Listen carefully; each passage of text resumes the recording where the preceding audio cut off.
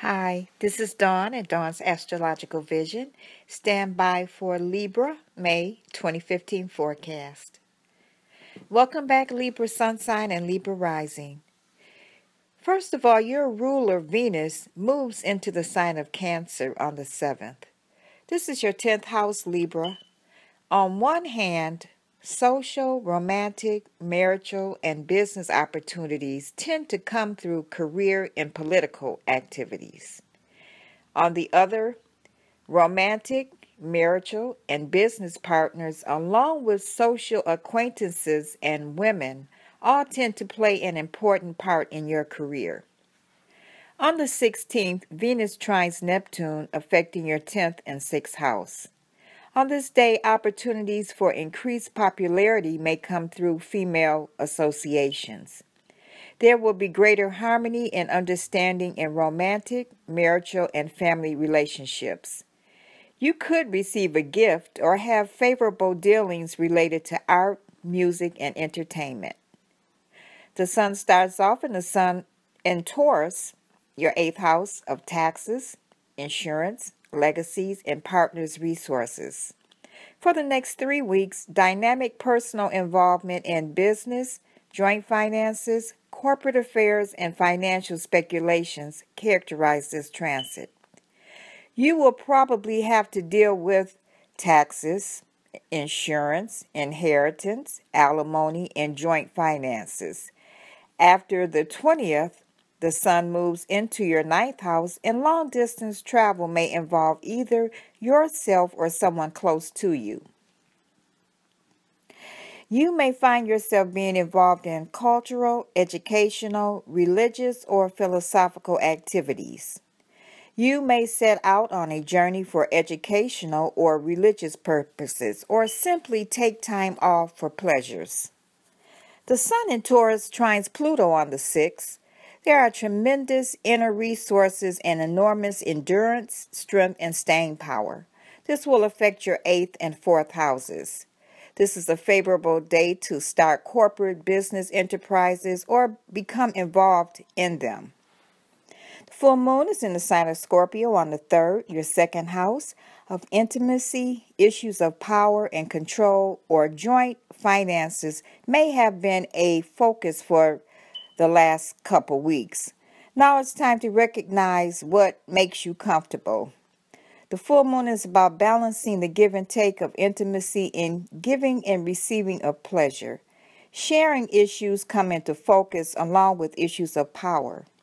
Your comfort zone matters, and now is the time to take care of your own needs without eclipsing the needs of others. Mercury is in the sign of Gemini and will retrograde on the 18th of May until June 11th. This is your 9th house of writing, publishing, lecturing, and long or short distance traveling, along with communicating with people of cultural distinctions or people associated with universities. Communications with people at a distance is likely. Try not to sign any paperwork until June 11th and read and reread the fine print on any documents that have to be signed.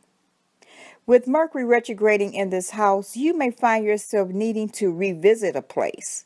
However, travel plans at this time need to be triple checked. Be prepared for delays, cancel flights, and or roadblocks.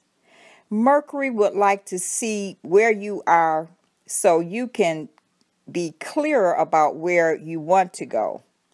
Sometimes we just have to stand still.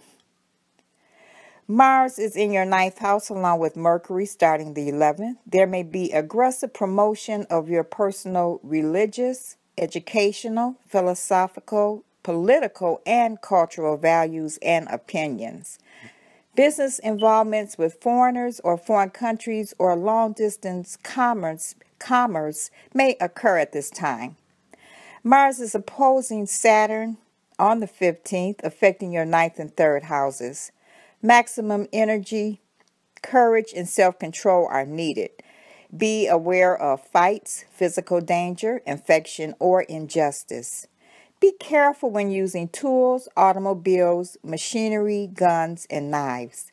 This is not normally a good time to seek favors from those in authority. If attending university, watch becoming involved in political activism or aggressiveness, seeking to bring about cultural change. This aspect only lasts a day. On the 25th, Mars squares Neptune, affecting your 6th and ninth house. Be aware of suppressed anger, secret intrigues, secretive actions, and difficulty in controlling your subconscious desires. Difficult people or dangerous problems that were previously hidden are liable to show up again in the radar. The best strategy to weed out unrealistic expectations is to stay truthful with yourself and compassionate towards others. The new moon is in the sign of Taurus on the 17th. This is your 8th house. Business activities related to food, farming, and domestic products and services characterize this transit. Family finance, taxes, insurance, and inheritance can all become emotional issues over the next couple weeks. This is a time of empowerment. It is a good time to focus on issues of intimacy, and you may experience increased awareness of others, what makes them tick, as well as your own internal motivations during this period. It is a time when intimacy and deep levels of sharing are heightened. It is also a favorable time to start a financial plan, savings plan, take out a loan, or consolidate. Just remember Mercury is retrograde, and starting any new projects may have to be repeated after June 11th, or there could be mistakes in the paperwork that will have to be redone. The last square to Neptune is on the 31st when the Sun in Gemini and Neptune in Pisces square off. There could be a blur between virtual and the real. This aspect also lasts a day or two. Get-rich-quick schemes and unwise speculation can be disastrous. Your lucky days for the month, Libra, are the 1st and 2nd, 10th and 11th, 19th, 20th, 28th, and 29th. Thank you for returning, Libra. Thank you for subscribing and liking Dawn at Dawn's Astrological Vision. I hope you continue to subscribe. Have a wonderful month, Libra. Bye.